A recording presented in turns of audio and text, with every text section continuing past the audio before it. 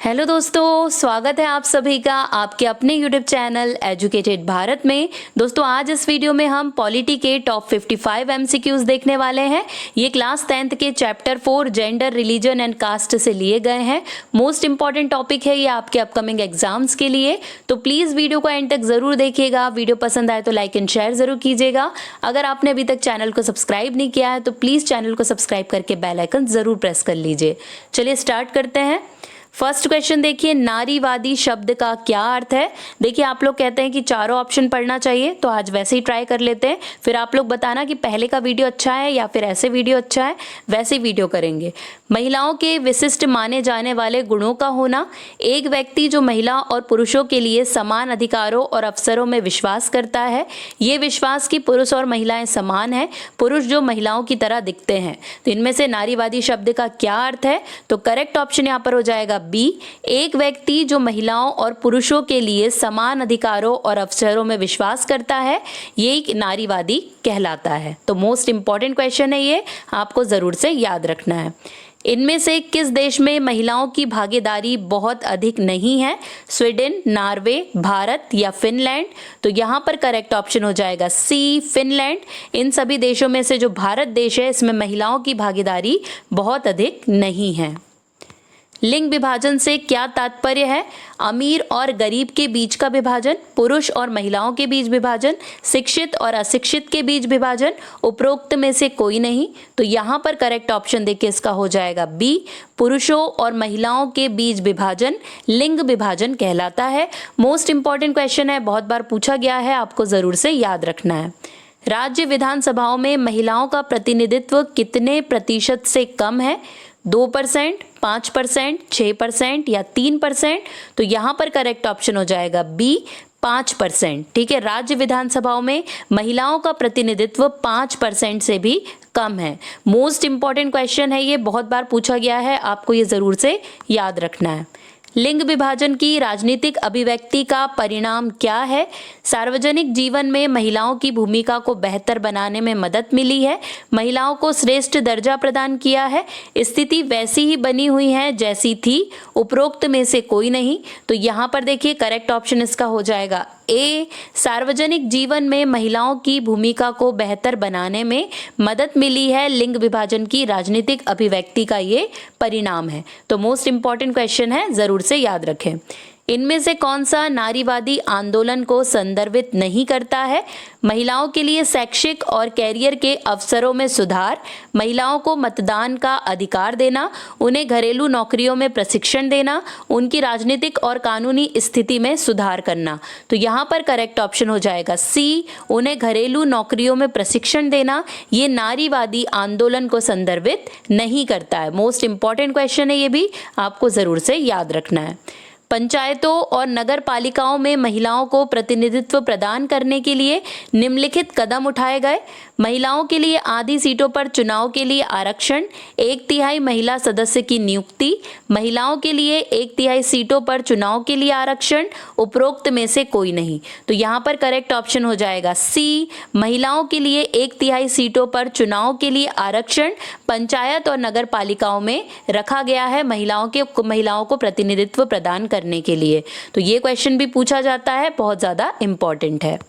भारतीय समाज को माना जाता है एक मात्र सत्तात्मक समाज, पितृसत्तात्मक समाज, एक भाईचारा समाज, इनमें से कोई नहीं। तो करेक्ट ऑप्शन यहाँ पर हो जाएगा बी, भारतीय समाज को पितृसत्तात्मक समाज माना जाता है। ये क्वेश्चन भी बहुत पूछा जाता है भारतीय समाज के बारे में, इसे जरूर से याद रखना। गांधी जी का क्या मतलब था जब उन्होंने कहा कि धर्म और राजनीति को कभी अलग नहीं किया जा सकता। राजनीति पर हिंदू धर्म का प्रभाव अधिक है, राजनीति पर इस्लाम धर्म का प्रभाव अधिक है, राजनीति में नैतिक मूल्यों की आवश्यकता है, इनमें से कोई नहीं। तो यहाँ पर करेक्ट ऑप्शन हो जाएगा सी, राजनीति में नैतिक मूल्यों की आवश्यकता है, इसलिए गांधी जी ने कहा है धर्म और राजनीति को कभी अलग नहीं किया जा सकता। आपके अनुसार इनमें से किस श्रेणी के काम में पुरुष कम समय व्यतीत करते हैं? घरेलू और संबंधित कार्य, आय उत्पन्न करने वाले कार्य, नींद, आत्म देखभाल, पढ़ना आदि, बातें करना, गपशप आदि। तो देखिए इसमें से करेक्ट ऑप्शन कौन सा हो जाएगा? ए ऑप्शन करेक्ट है। घरेलू और संबंधित कार्यों में मतलब जो घर के कार्य होते हैं उसमें पुरुष की भागीदारी कम देखी जाती है, उसमें पुरुष कम समय व्यतीत करते हैं। तो ए ऑप्शन बिल्कुल करेक्ट हो जाएगा। इनमें से कौन सा अधिनियम ये प्रावधान करता है कि पुरुषों और महिलाओं दोनों को समान कार्य के लिए समान वेतन दिया जाना चाहिए? समान राज्य अधिनियम, समान वेतन अधिनियम, वेतन समानता अधिनियम या समानता वेतन अधिनियम?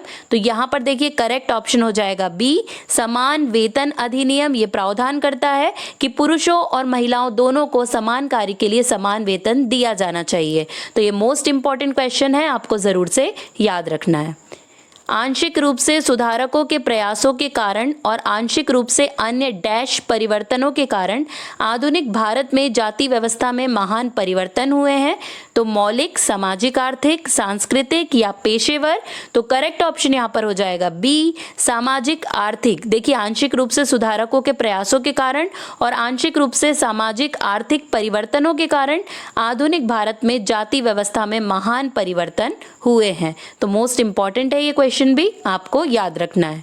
सांप्रदायिकता के सबसे कुरूप रूप के बारे में इनमें से कौन सा सत्य है? सांप्रदायिक हिंसा, दंगे, नरसंहार, उपरोक्त सभी? तो यहाँ पर करेक्ट ऑप्शन हो जाएगा डी, उपरोक्त सभी। सांप्रदायिकता के सबसे कुरूप रूप में सांप्रदायिक हिंसा, दंगे, नरसंहार ये सभी आते हैं। मतलब सांप्रदायिक हिंसा भी, दंगे भी, नरसंहार भी, ये सभी सांप्रदायिकता के कुरूप रूप हैं। कुछ नारीवादी आंदोलन के अनुसार महिलाओं की भलाई हासिल करने का सबसे अच्छा तरीका इनमें से कौन सा है? महिलाओं को पुरुषों के साथ सहयोग करना बंद कर देना चाहिए, सभी महिलाओं को काम के लिए बाहर जाना चाहिए, महिलाओं को सत्ता साझा करनी चाहिए, इनमें से कोई नहीं। तो करेक्ट ऑप्शन देखिए यहाँ पर हो जाएगा इसका सी, महिलाओं को सत्ता साझा करनी चाहिए। कुछ नारीवादी आंदोलन के अनुसार महिलाओं की भलाई हासिल करने का सबसे अच्छा तरीका है कि महिलाओं को भी सत्ता में शामिल किया जाए, उनके साथ भी सत्ता साझा की जाए। तो ये उनकी भलाई का मतलब महिलाओं की भलाई का एक तरीका हो सकता है। मोस्ट इंपॉर्टेंट क्वेश्चन है, आपको जरूर से याद रखना है। इनमें से कौन सा कथन गलत है? जाति और राजनीति के बीच केवल एक तरफा संबंध है, राजनीति भी जाति व्यवस्था को प्रभावित करती है, राजनीति क्षेत्र में नए प्रकार के जाति समूह सामने आए हैं, उपरोक्त में से कोई नहीं। तो करेक्ट ऑप्शन देखिए यहाँ पर हो जाएगा ए, जाति और राजनीति के बीच केवल एक तरफा संबंध है, ये कथन यहाँ पर गलत दिया हुआ है। लोकसभा में निर्वाचित महिला सदस्यों का प्रतिशत कभी भी इसकी कुल संख्या के डैश प्रतिशत तक भी नहीं पहुंच पाया है। मोस्ट इंपॉर्टेंट क्वेश्चन है, कई बार रिपीट हुआ है, जरूर से याद रखना। अब देखिए 25%, 15%, 10% या 5%। तो यहाँ पर करेक्ट ऑप्शन इसका हो जाएगा सी, 10%। मतलब लोकसभा में निर्वाचित महिला सदस्यों का प्रतिशत कभी भी इसकी कुल संख्या के 10% तक भी नहीं पहुंचा है। मतलब देखिए कितना कम मतलब महिलाओं का प्रतिनिधित्व है लोकसभा में, और हर चीज़ों में महिलाओं का प्रतिनिधित्व बहुत कम है। लेकिन यहाँ पे ये क्वेश्चन ज़रूर बहुत इंपॉर्टेंट है, तो आपको याद रखना है। इनमें से कौन सा मामला पारिवारिक कानून से संबंधित है? विवाह और तलाक, गोद लेना, विरासत, ये सभी? तो यहाँ पर करेक्ट ऑप्शन इसका हो जाएगा डी, ये सभी। यानी कि विवाह और तलाक, गोद लेना, विरासत, ये सभी पारिवारिक कानून से संबंधित है। जाति पदानुक्रम के टूटने का कारण क्या है? बड़े पैमाने पर शहरीकरण, साक्षरता और शिक्षा का विकास, व्यावसायिक गतिशीलता, उपरोक्त सभी? तो यहाँ पर करेक्ट ऑप्शन इसका देखिए हो जाएगा डी, उपरोक्त सभी। यानी कि ये सभी रीजन है जिसके कारण जाति पदानुक्रम टूट रहे हैं। तो मोस्ट इंपॉर्टेंट है, ये आपको जरूर से याद रखना है। राजनीति में सांप्रदायिकता इनमें से कौन सा रूप धारण कर सकती है? रोजमर्रा की मान्यताओं में धार्मिक पूर्वग्रहों की तरह, अपने स्वयं के धार्मिक समुदाय के राजनीतिक प्रभुत्व की खोज, धार्मिक आधार पर राजनीतिक लामबंदी, उपरोक्त सभी? तो करेक्ट ऑप्शन यहाँ पर हो जाएगा डी, उपरोक्त सभी। राजनीति में सांप्रदायिकता इन सभी रूपों को धारण कर सकती है। सांप्रदायिक राजनीति से क्या तात्पर्य है? मोस्ट इंपॉर्टेंट क्वेश्चन है। राजनीति में विभिन्न समुदाय की भागीदारी, जब राज्य शक्ति का उपयोग एक धार्मिक समूह का बाकी हिस्सों पर वर्चस्व स्थापित करने के लिए किया जाता है। साम्यवादी प्रकार की सरकार, उपरोक्त सभी। तो यहाँ पर करेक्ट ऑप्शन हो जाएगा बी, जब राज्य शक्ति का उपयोग एक धार्मिक समूह का बाकी हिस्सों पर वर्चस्व स्थापित करने के लिए किया जाता है, वही सांप्रदायिक राजनीति कहलाती है। तो मोस्ट इंपॉर्टेंट क्वेश्चन है, जरूर से याद रखिए। भारत में राज्य का आधिकारिक धर्म है, बहुत बार पूछा गया क्वेश्चन। हिंदू धर्म, इस्लाम, ईसाई धर्म, कोई नहीं। तो करेक्ट ऑप्शन हो जाएगा डी, कोई नहीं। भारत में राज्य का कोई भी आधिकारिक धर्म नहीं है। हमारा भारत धर्मनिरपेक्ष राष्ट्र है। वह प्रणाली जो पुरुषों को अधिक महत्व देती है और उन्हें महिलाओं पर अधिकार देती है कहलाती है नारीवादी, समाजवादी, पितृसत्ता, कम्युनिस्ट। तो यहाँ पर करेक्ट ऑप्शन हो जाएगा सी, पितृसत्ता। वह प्रणाली जो पुरुषों को अधिक महत्व देती है और उन्हें महिलाओं पर अधिकार देती है, वो पितृसत्ता कहलाती है। पारिवारिक मामले जैसे विवाह, तलाक, गोद लेना आदि से संबंधित कानूनों को कहा जाता है पारिवारिक कानून, संवैधानिक कानून, आपराधिक कानून या नागरिक कानून। तो यहाँ पर करेक्ट ऑप्शन हो जाएगा ए, इन सभी को पारिवारिक कानून कहा जाता है। मोस्ट इंपॉर्टेंट है, जरूर से याद रखिए। इनमें से किस देश का आधिकारिक राज्य धर्म है? तो यहाँ पर श्रीलंका, पाकिस्तान, इंग्लैंड, ये सभी। तो यहाँ पर करेक्ट ऑप्शन हो जाएगा डी, ये सभी, मतलब श्रीलंका, पाकिस्तान, इंग्लैंड, इन सभी देशों का आधिकारिक राज्य धर्म है। निर्वाचित निकायों की किस प्रणाली में लगभग 1/3 सीटें महिलाओं के लिए आरक्षित है? पंचायतें और नगरपालिका, लोकसभा, राज्य विधानसभा या इनमें से कोई नहीं। तो यहाँ पर करेक्ट ऑप्शन हो जाएगा ए, पंचायतें और नगरपालिका, जिनमें महिलाओं के लिए 1/3 सीटें आरक्षित की गई है। मोस्ट इंपॉर्टेंट क्वेश्चन है, बार बार पूछा जाता है, आपको जरूर से याद रखना है। एक धर्मनिरपेक्ष राज्य के रूप में भारत के बारे में निम्नलिखित में से कौन सा कथन गलत है? किसी भी धर्म का पालन करने की स्वतंत्रता देता है, कोई आधिकारिक धर्म नहीं है, धार्मिक आधार पर भेदभाव पर रोक लगाता है, या धार्मिक अल्पसंख्यकों के लिए सीटें आरक्षित करता है। तो इनमें से देखिए जो डी ऑप्शन है, ये वाला कथन गलत है और हमारे लिए डी ऑप्शन करेक्ट हो जाता है।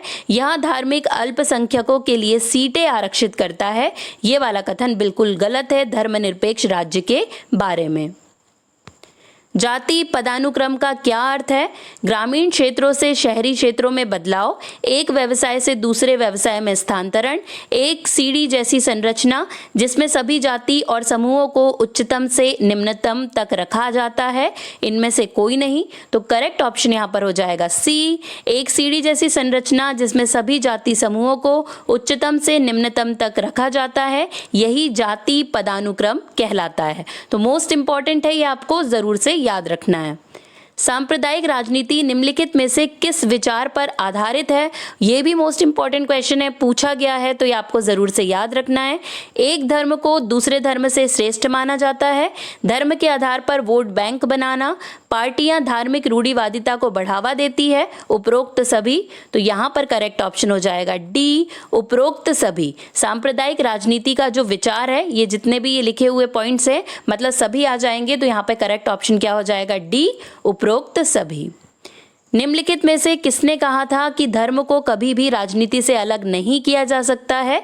आचार्य विनोबा भावे, महात्मा गांधी, सरोजनी नायडू या राजेंद्र प्रसाद। तो यहाँ पर करेक्ट ऑप्शन हो जाएगा बी, महात्मा गांधी जी के द्वारा बोला गया है कि धर्म को कभी भी राजनीति से अलग नहीं किया जा सकता है। और ये स्टेटमेंट पूछा भी बहुत जाता है, इसलिए आपको याद भी रखना है। वह व्यक्ति जो धार्मिक मान्यताओं के आधार पर दूसरों के साथ भेदभाव नहीं करता कहलाता है सांप्रदायिक, धर्मनिरपेक्ष, जातिवादी या नारीवादी। तो यहाँ पर करेक्ट ऑप्शन हो जाएगा बी, धर्मनिरपेक्ष। वह व्यक्ति जो धार्मिक मान्यताओं के आधार पर किसी के साथ भेदभाव नहीं करता, वो धर्मनिरपेक्ष कहलाता है। 2001 की जनगणना के अनुसार भारत में महिलाओं के बीच साक्षरता दर निम्नलिखित में से कौन सी है? 50%, 76%, 28% या 54%। तो यहाँ पर देखिए करेक्ट ऑप्शन हो जाएगा डी, 54%। देखिए ये जो चैप्टर है, इसमें ज़्यादातर जो बातें हैं वो 2001 की जनगणना के आधार पर ही की गई है। उस टाइम पे लगभग 54% रही होगी महिलाओं की साक्षरता दर। तो ये आपको याद रखना है। निम्नलिखित में से किस देश में सार्वजनिक जीवन में महिलाओं की भागीदारी बहुत अधिक है? भारत, स्वीडन, बांग्लादेश या पाकिस्तान? तो यहाँ पर करेक्ट ऑप्शन हो जाएगा बी, स्वीडन में बाकी देशों के मुकाबले सार्वजनिक जीवन में महिलाओं की भागीदारी बहुत अधिक है। तो मोस्ट इंपॉर्टेंट है, ये आपको जरूर से याद रखना है। वह प्रणाली जो पुरुषों को अधिक महत्व देती है और उन्हें महिलाओं से अधिक महत्व देती है। देखिए ये रिपीटेड क्वेश्चन है, लेकिन आप पढ़ लीजिए। करेक्ट ऑप्शन क्या है? सी, पितृसत्ता ऐसी होती है जिसमें पुरुषों को अधिक महत्व मिला है। तो ये मोस्ट इंपॉर्टेंट क्वेश्चन भी है, याद रखिए। निम्नलिखित में से कौन सा प्रभाग भारत के लिए अद्वितीय है? तो देखिए, लिंग विभाजन, जाति विभाजन, आर्थिक विभाजन या धार्मिक विभाजन? तो करेक्ट ऑप्शन यहाँ पर हो जाएगा बी, जाति विभाजन। ये आपको याद रखना है। आंशिक सत्तात्मक समाज के लिए निम्नलिखित में से कौन सा सही है? तो करेक्ट ऑप्शन देखिए, सबसे पहले ऑप्शन देख लेते हैं। महिला प्रधान समाज, पुरुष प्रधान समाज, शिक्षित समाज या सुसंस्कृत समाज? तो यहाँ पर करेक्ट ऑप्शन हो जाएगा बी, पुरुष प्रधान समाज। आंशिक सत्तात्मक समाज के लिए पुरुष प्रधान समाज सही है। ठीक है, तो ये आपको याद रखना है। निम्नलिखित में से कौन सा सांप्रदायिकता का कारण नहीं है? Most important question. धर्म को राष्ट्र का आधार माना जाता है जब एक धर्म दूसरे के साथ भेदभाव करता है। राज्य का कोई आधिकारिक धर्म नहीं है। एक धार्मिक समूह की मांगे दूसरे के विरोध में बनती है। तो इनमें से करेक्ट ऑप्शन कौन सा हो जाएगा? तो सी ऑप्शन करेक्ट है। राज्य का कोई आधिकारिक धर्म नहीं है, ये सांप्रदायिकता का कारण नहीं है। मोस्ट इंपॉर्टेंट क्वेश्चन है, जरूर से याद रखना है, पूछा जाता है। 2001 की जनगणना के अनुसार भारत में पुरुषों के बीच साक्षरता दर है 76%, 80%, 66% या 56%। तो यहाँ पर करेक्ट ऑप्शन हो जाएगा ए, लगभग 76%। देखिए यहाँ पे बात हो रही है 2001 की जनगणना, चैप्टर में इसी की बात की गई है। तो उसी के हिसाब से भारत में पुरुषों के बीच साक्षरता दर 76% है और 2011 की जनगणना के हिसाब से समथिंग 82% हो गई है। ये भी आपको याद रखना है। एक पुरुष या महिला जो महिलाओं के लिए समान अधिकारों और अवसरों में विश्वास करता है वो क्या कहलाता है? कम्युनिस्ट, समाजवादी, नारीवादी या सांप्रदायिक? तो यहाँ पर करेक्ट ऑप्शन हो जाएगा सी, नारीवादी। एक पुरुष या महिला जो महिलाओं के लिए समान अधिकारों और अवसरों में विश्वास करती है वो नारीवादी कहलाती है।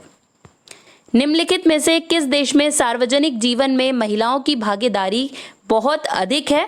तो इनमें से स्कैंडिनेवियाई देश, अफ्रीकी देश, एशियाई देश या उपरोक्त सभी? तो यहाँ पर करेक्ट ऑप्शन हो जाएगा ए, स्कैंडिनेवियाई देशों में जो सार्वजनिक जीवन में महिलाओं की भागीदारी है वो बहुत ज़्यादा अधिक है। निम्नलिखित में से कौन सा कथन धर्म और राजनीति पर गांधी जी के विचारों को दर्शाता है? राजनीति को केवल एक धर्म द्वारा निर्देशित किया जाना चाहिए। धर्म को राजनीति से आगे होना चाहिए। राजनीति को धर्म से ली गई नैतिकता द्वारा निर्देशित किया जाना चाहिए। उपरोक्त में से कोई नहीं। तो यहाँ पर देखिए करेक्ट ऑप्शन इसका क्या हो जाएगा? तो बी ऑप्शन करेक्ट है। धर्म को राजनीति से आगे होना चाहिए, ये गांधी जी का विचार था धर्म और राजनीति को लेकर। ये क्वेश्चन पूछा भी बहुत जाता है, इसलिए आपको याद रखना है। सांप्रदायिकता का तात्पर्य निम्नलिखित पर आधारित विभाजन से है। धर्म, जाति, लिंग, सामाजिक आर्थिक स्थिति? तो करेक्ट ऑप्शन हो जाएगा ए, धर्म। सांप्रदायिकता का तात्पर्य धर्म पर आधारित विभाजन से है। नारीवादी आंदोलन का उद्देश्य है स्वतंत्रता, समानता, भागीदारी या शक्ति? तो करेक्ट ऑप्शन हो जाएगा बी, समानता। देखिए जो नारीवादी आंदोलन है उसका उद्देश्य हमेशा होता है समानता। मोस्ट इंपॉर्टेंट है, ये पूछा जाता है। भारत में बालिका अनुपात में गिरावट का प्रमुख कारण क्या है? तो यहाँ पर देखिए करेक्ट, सबसे पहले ऑप्शन देख लेते हैं। बेटों के लिए माता पिता की प्राथमिकता, लिंग चयनित गर्भपात, दोनों ए और बी, उपरोक्त में से कोई नहीं? तो यहाँ पर इसका करेक्ट ऑप्शन हो जाएगा सी, दोनों ए और बी। मतलब बेटों के लिए माता पिता की प्राथमिकता और लिंग चयनित गर्भपात, ये दोनों ही कारण है भारत में बालिका अनुपात में गिरावट का। तो सी ऑप्शन एकदम करेक्ट हो जाएगा। लड़कों और लड़कियों को ये विश्वास दिलाकर बड़ा किया जाता है कि महिलाओं की मुख्य जिम्मेदारी घर का काम करना और बच्चों का पालन पोषण करना है। ये अधिकांश परिवारों में परिलक्षित होता है। तो इसे क्या कहते हैं? तो देखिए, लिंग प्रणाली, श्रम का लिंग विभाजन, श्रम का विभाजन या लिंग विभाजन। तो यहाँ पर करेक्ट ऑप्शन हो जाएगा बी, श्रम का लिंग विभाजन इसे कहा जाता है, जहाँ पे लड़कों लड़कियों को बचपन से ही बता दिया जाता है कि आपको ये काम करना है और आपको ये काम करना है। अलग अलग डिवाइड पहले कर दिया जाता है, इसे ही श्रम का लिंग विभाजन कहा जाता है। महिलाओं के लिए स्थिति की समानता सुनिश्चित करने की मांग करने वाले आंदोलन के लिए किस शब्द का प्रयोग किया जाता है? नस्लीय आंदोलन, नारीवादी आंदोलन, नागरिक अधिकार आंदोलन या समानता आंदोलन? करेक्ट ऑप्शन हो जाएगा बी, नारीवादी आंदोलन का प्रयोग किया जाता है। स्वीडन, नॉर्वे और यहाँ पर डैश होगा, स्वीडन, नॉर्वे और डैश जैसे स्कैंडिनेवियाई देशों में सार्वजनिक जीवन में महिलाओं की भागीदारी बहुत अधिक है। तो आपको बताना है स्वीडन, नॉर्वे और कौन सी कंट्री है? फिनलैंड, हंगरी, रूस या लातविया? तो करेक्ट ऑप्शन यहाँ पर हो जाएगा ए, फिनलैंड। देखिए, स्वीडन, नॉर्वे और फिनलैंड जैसे स्कैंडिनेवियाई देशों में सार्वजनिक जीवन में महिलाओं की भागीदारी बहुत अधिक है। मोस्ट इंपॉर्टेंट है, यह आपको जरूर से याद रखना है। 2001 की जनगणना के अनुसार भारत में हिंदुओं का प्रतिशत कितना है? 13.4, 80.5, 90.2 या 91? तो यहाँ पर करेक्ट ऑप्शन हो जाएगा बी, 80.5। ठीक है, 80.5 हिंदुओं का प्रतिशत था 2001 की जनगणना के अनुसार। तो मोस्ट इंपॉर्टेंट है, आपको याद रखना है। कई परिवारों में लैंगिक श्रम विभाजन का प्रमुख कारण क्या है? लिंग विभाजन, आर्थिक विभाजन, राजनीतिक विभाजन या सांस्कृतिक प्रभाव? तो करेक्ट ऑप्शन हो जाएगा ए, लिंग विभाजन कई परिवारों में लैंगिक श्रम विभाजन का प्रमुख कारण है। ज्योतिबा फूले कौन थे? Most important question. समाज सुधारक, राजनीतिक नेता, शिक्षाविद या पर्यावरणविद? तो करेक्ट ऑप्शन हो जाएगा ए, ज्योतिबा फूले एक समाज सुधारक थे। इनके बारे में बहुत पूछा जाता है, इन्होंने बहुत कुछ किया है देश के लिए, तो आप जरूर इनके बारे में पढ़ना। लोगों को विभाजित करने के एक उपकरण के रूप में धर्म के उपयोग का वर्णन करने के लिए किस शब्द का प्रयोग किया जाता है? विविधता, सांप्रदायिकता, साम्यवाद, क्षेत्रवाद? तो यहाँ पर करेक्ट ऑप्शन इसका हो जाएगा, देखिए बी, सांप्रदायिक। लोगों को विभाजित करने के लिए धर्म को अगर एक उपकरण बनाया जा रहा है तो ऐसे चीज़ों के लिए जो शब्द प्रयुक्त होता है वो होता है सांप्रदायिकता। यह आपको ज़रूर से याद रखना है। दोस्तों, अगर वीडियो अच्छा लग रहा है तो प्लीज़ एक लाइक ज़रूर कीजिए, क्योंकि आपका लाइक बहुत ज़्यादा मोटिवेट करता है। और प्लीज़ इस वीडियो को 5 एजुकेशनल ग्रुप में ज़रूर से शेयर कर दीजिए। भारत में महिलाओं को भेदभाव का सामना करना पड़ता है सामाजिक जीवन में, आर्थिक जीवन में, राजनीतिक जीवन में या उपरोक्त सभी?